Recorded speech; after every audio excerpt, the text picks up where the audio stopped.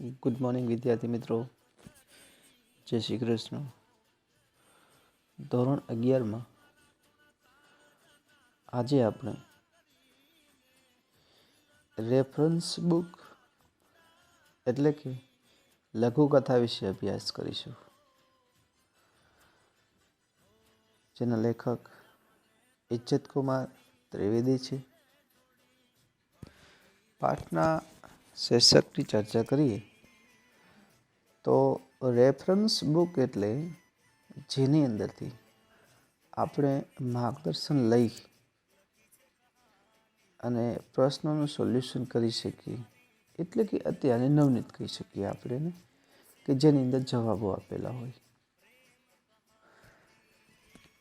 એટલે રેફરન્સ બુકનો અર્થ એવો થઈ શકે, સંદર્ભ ગ્રંથ કહી શકીએ આપણે, કે વિગતવાર આપણે માહિતી જ્યારે જોતી હોય તો આપણે એમાંથી ટાંકી શકીએ છીએ। એટલે આ લઘુકથામાં લેખકે પોતાના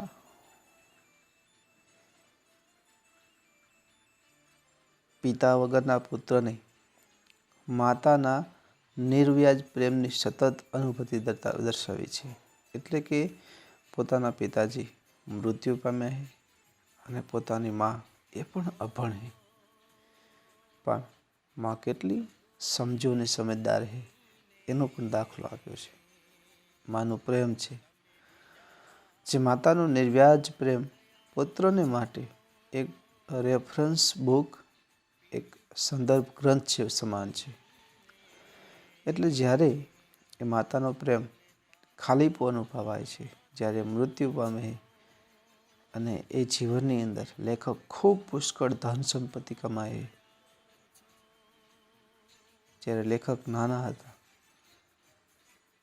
ત્યારે માયને જે નિર્વ્યાજ પ્રેમ કરતી હતી, એ પ્રેમ લેખકને મોટા થયા પછી આખા બંને પતિ પત્ની ડૉક્ટર છે, છતાં પણ પોતાની નિર્વ્યાજ પ્રેમને ભૂલી શકતા નથી। એટલે કે એના મમ્મી હતા એ વિધવા થયા ત્યારે તેમના સંતાનોને ભણાવવાની જવાબદારી એમને આવી પડી હતી। પોતાની માં પારકા દરણા દરીને, બીજાના કપડાં ધોઈને, પારકાના વાસણ ઉટકીને પોતાના દીકરા દીકરીને ભણાવ્યા છે। દીકરો નિશાળેથી ઘેર આવે ને ત્યારે એક પડી ભરીને તાજું દૂધ પાતી ને નિશાળમાં શું શીખ્યો તે પૂછતી હતી, અને પછી પારકા કામ કરવા એ નીકળી જતી। શેઠિયાઓને ઘરેથી જે કાંઈ વધેલું ઘટેલું ખાવાનું મળ્યું હોય તે એ બંને સંતાનોને ખવડાવતી હતી। તે ખવડાવ્યા પછી જ જે કંઈ વધ્યું હોય તે પોતે ખાતી। દીકરો ફાનસના અજવાળે વાંચતો હોય ત્યારે દીકરાની પાસે બેસીને એ અભણ હતી। દીકરો જ્યારે વાંચતો હોય ત્યારે એ બાજુમાં બેસે અને બજર ઘસતી હોય, પણ હતી એ અભણ, પણ દીકરાને ભણાવવાની ખૂબ તાલાવેલી એની હતી। કોઈ એકાદ પુસ્તક દીકરાએ વાંચવામાં ન લીધું હોય તો તે પૂછી નાખતી કે બેટા આ બુક તે હમણાં ઘણા દિવસથી હાથમાં લીધી નથી, જે લાલ પુઠ્ઠાવાળી છે ને, આમ ખબર ન હોય નામ એનું, પણ અંકિતથી એના પુઠ્ઠાના કલરથી કહી દેતી કે બેટા આ પુસ્તક તે હમણાં વાંચ્યું નથી। દીકરાનો જવાબ સાંભળી તેની ચિંતા દૂર થતી કે માં એ બુક સંદર્ભ ગ્રંથ છે, રેફરન્સ બુક છે, જ્યારે મારે જરૂર પડે ને ત્યારે એમાંથી માર્ગદર્શન લેવા માટેની બુક છે। આવો જવાબ જ્યારે માં સાંભળતી ત્યારે એ સારું બેટા સારું એમ કહી દેતી હતી। દીકરો મેટ્રિકની પરીક્ષા આપવા જતો ને ત્યારે બા બે પૈસા ઉસીના ઉધાર કરીને શુકનની લાપસી રાંધતી અને બાએ મૃત્યુ વખતે પોતાના સાદલાથી દીકરાના આંસુ લૂસીને દિલાસો આપ્યો હતો. આમ આ લઘુકથામાં જે બાનું પોતાના સંતાનો માટે જે પ્રેમ લાગણી જે વ્યક્ત થયા છે ને એ આ પાઠની અંદર રજૂ કરવામાં આવ્યા. જોઈએ આપણે પાઠને.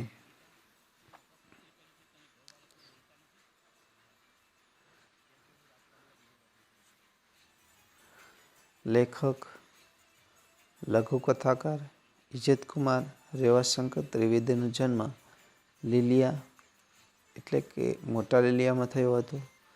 ઈસવીસન 1955માં મહુવાથી તેઓ મેટ્રિક થયા હતા અને 1967માં ઇતિહાસ વિષય સાથે તેમણે MA, ત્યારબાદ 1970માં શામળદાસ આર્ટ્સ કોલેજ ભાવનગરમાં પ્રાધ્યાપક તરીકેની સેવા તેમને આપી હતી. મોનાલિસા, હળવે હાથે એ બે હાસ્ય લેખોના સંગ્રહો છે. કાસમ માસ્તરનું વસિયતનામું એ ગુજરાતી સાહિત્યનો પહેલો લઘુકથા સંગ્રહ છે.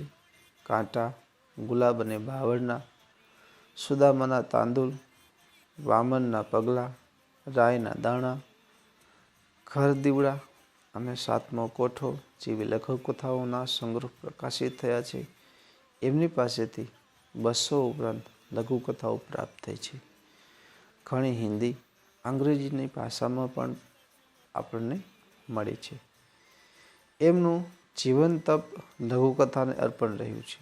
લઘુકથા સાહિત્ય સ્વરૂપના ઇતિહાસમાં તેમનું સ્થાન અનેરું રહ્યું છે.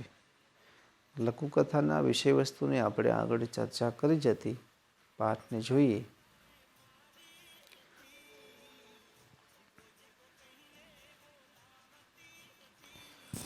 આજે પણ મને બાપુજી કરતાં બહુ બા યાદ આવે છે. બાપુજી તો સાવ નાનો હતો ને ત્યારે ગુજરી ગયેલા.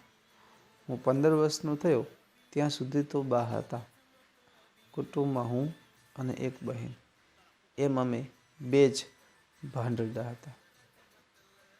પોતાના પિતા નાની ઉંમરમાં મૃત્યુ પામી જાય. એની મા પણ એને લખ્યું જો એની મા પણ હું જ્યારે 15 વર્ષનો હતો ને ત્યાં સુધી જ હતા. 10મું પૂરું કર્યું ને ત્યાં સુધી જ.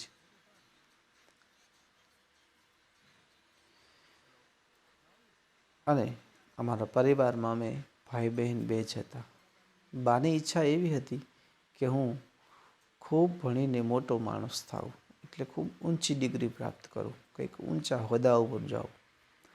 બાપુજીના અવસાન પછી બા બિચારા પારકા દળના દરીને, કોઈના કપડાં ધોઈને કે પારકા વાસણ ઉટકીને પણ અમને ભાઈ બહેનને ભણાવતી હતી. ખૂબ કાળજી રાખી અને બાળકોને ભણાવવાની અંદર એને તાલાવેલી હતી. ભલે એ વેઠિયું કરતી હતી પણ પોતાના બાળકોને ભણાવવા તત્પર રહેતી હતી. સાંજના હું નિશાળેથી આવું એટલે સૌ પ્રથમ બા મને એક પડી તાજું દૂધ પીવડાવતી. 100 ગ્રામ જેવું આપણે કહીએ ને. તો એ જ્યારેથી શાળાએથી પાછું આવું ત્યારે એક પડી મને તાજું દૂધ પીવડાવતી હતી.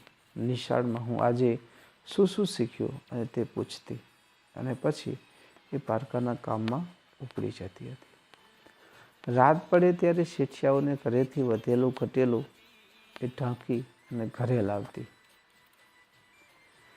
તેમાંથી પહેલાં મને ખવડાવતી, પછી બહેનને અને છેલ્લે એ વધેલા ઘટેલામાંથી પણ વધેલું ઘટેલું પોતે ખાતી હતી. કેટલો નિર્વ્યાજ પ્રેમ! પહેલાં પોતાના સંતાનો ખાય અને પછી જ વધે તો. રાત્રે હું ફોટા વગરના મોઢિયા ફાનસના અજવાળામાં વાંચવા બેસું ત્યારે બા મારી પાસે બેસીને બજાર ઘસતી જ્યારે હું રાત્રે લાઇટની વ્યવસ્થા તો નહોતી પણ મોઢિયા વગરનું જે મોઢિયા ફાનસ કહીએ આપણે, એ ફાનસના પહેલાંના સમયમાં મોઢિયા ફાનસ હતા. એ ફાનસના અજવાળે બેઠા હું વાંચવા જ્યારે જાઉં ત્યારે બા બાજુમાં આવી જાય અને એ બજર ઘસી. બા તો બિચારા અભણ હતી, તેથી તેને કંઈ ખબર પડતી નહીં, પણ મને ભણાવવાની ઉત્કંઠતા એટલી બધી તીવ્ર હતી કે ઘણી વખત પોતાની આંગળી ચીંધીને મારા ટેબલ પર પડેલું કોઈક પુસ્તક બતાવીને કહેતી, ભાઈ, આ લાલ પુઠ્ઠાવાળી ચોપડી તે હમણાં હાથમાં લીધી જ નથી, ભૂલી તો નથી ગયો ને? આમ કરીને મને યાદ અપાવતી કે આ એ લાલ પુઠ્ઠાવાળી પુસ્તક તે કેમ વાંચતો નથી? તારા પાઠ્યપુસ્તક ભણતરમાં નથી? કહેવાનો ભાવાર્થ એવો હોઈ શકે. તો એ લાલ પુઠ્ઠાવાળી તે વાંચી નથી, શાયદ ભૂલી તો નથી ગયો ને? બાના પ્રશ્નનો જવાબ હું હસીને આપતો કે બા, એ તો રેફરન્સ બુક છે, જરૂર પડે ને ત્યારે જોવાય. ઠીક ભાઈ, તને ખબર હોય પછી કોઈ ચિંતા નથી, એમ કહીને બા મારા માટે ચા બનાવવા રસોડામાં જતી રહેતી. હું મેટ્રિકની પરીક્ષા દેવા ગયો તે દિવસે બાએ 2 પૈસા ઉછીના કરીને પણ લાપસી મારા માટે રાંધેલી.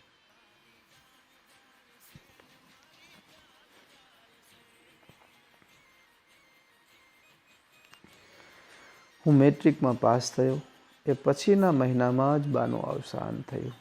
જ્યારે ધોરણ 10 પાસ કર્યું પછી 1 મહિના પછી બાનું મૃત્યુ થયું. બા વગરના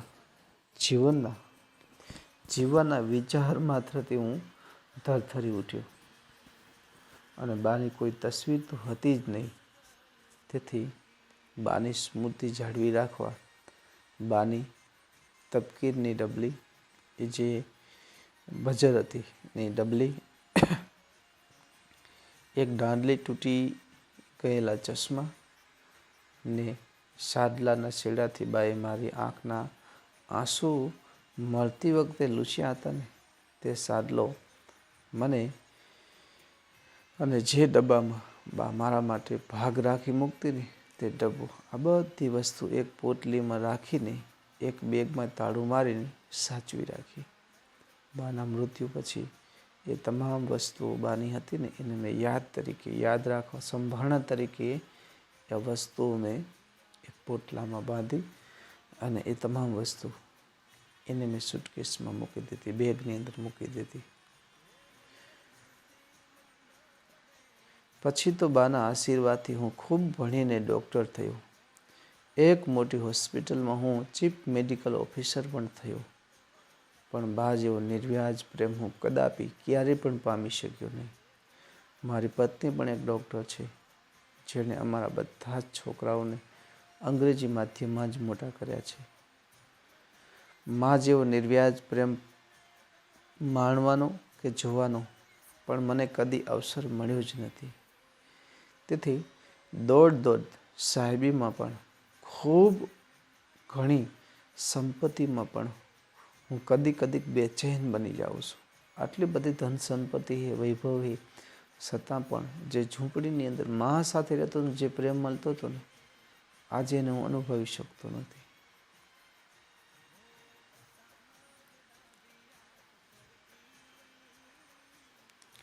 અને જ્યારે આવી ધન સંપત્તિ હોવા છતાં પ્રેમ ન મળે, નિર્વ્યાજ બની જાવ, ભયભીત બની જાવ, ત્યારે બાને યાદ કરવા માટે ત્યારે છાનો માનો પેલી બેગ બાની હતી ને એ ખોલીને બાની સ્મૃતિની પેલી પોટલી ખોલીને બેસું છું. મારી પત્ની ચીડાઈને પૂછે, બેગમાં એવું તે શું લખ્યું છે કે આમ ગાંડાની જેમ વારે ઘડીએ બેસી રહો છો? આ પોટલીમાં મારા જીવનની એક રેફરન્સ બુક છે, જરૂર પડે ત્યારે હું જોઉં છું. એમ કહીને હું પોટલી ખોલવા બેસી જાઉં છું. મારી મુશ્કેલી એ હતી કે હું એને સમજાવી શકું એમ ન હતો, અને એની પણ મુશ્કેલી એ હતી કે સમજી શકે એમ ન હતી. તેથી અમે બંને એકબીજાને અબોધની જેમ જોઈ રહેતા, જાણે કે કંઈ જાણતા જ ન હોય, ખબર જ ન હોય. ગાંડાની જેમ, મૂર્ખની જેમ એકબીજા સામે જોઈ રહેતા. કારણ કે જેને માનો નિર્વ્યાજ પ્રેમ સહન કર્યો હોય, જેને પ્રાપ્ત થયો હોય, એને જ આનો અહેસાસને ખબર હોય. એટલે જીવનની અંદર લેખકને જે માતા પ્રેમ છે એનું અહીં વર્ણન કર્યું છે. શબ્દાર્થ જોઈએ તો ભાંડડા એટલે ભાઈ બહેન વગેરે સ્વજન. પડી એટલે પ્રવાહી ભરવાનું એક માપ કહીએ. ફોટો એટલે ફાનસનો ગોળો. બજર કસવી દાંતે શીકણી કસવી. ઉત્કંઠા એટલે તીવ્ર ઈચ્છા. રેફરન્સ બુક એટલે સંદર્ભ ગ્રંથ કહીએ. મેટ્રિક એટલે મહાવિદ્યાલયમાં દાખલ થવા જેટલું ભણતર. માધ્યમિક શાળાનું અંતિમ વર્ષ કહીએ. થરથરી જવું, કંપી જવું, ધ્રુજારી જવું.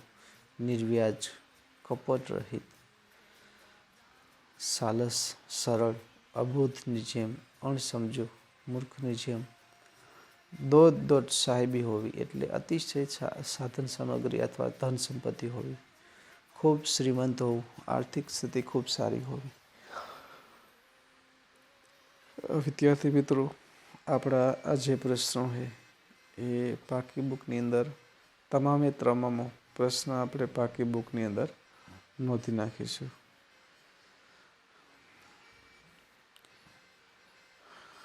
વિદ્યાર્થી મિત્રો, આ તો આપણો પાઠ્યપુસ્તકનો એટલે ધોરણ 11નો છેલ્લો પાઠ. અને આ પછીના 2 પાઠ પણ આપણા અભ્યાસક્રમમાં રદ કરેલ છે, એટલે એનો અભ્યાસ નહીં થાય. એટલે જ્યારે તમને સમય મળે ત્યારે એ થોડા દિવસમાં આપણી સ્કૂલ ચાલુ થાય છે ત્યારે આપણે રિફ્રેશ કરશું. પણ ઘરે જ્યારે મળે ત્યારે સમય તમે દરેક પાઠને વાંચન કરજો.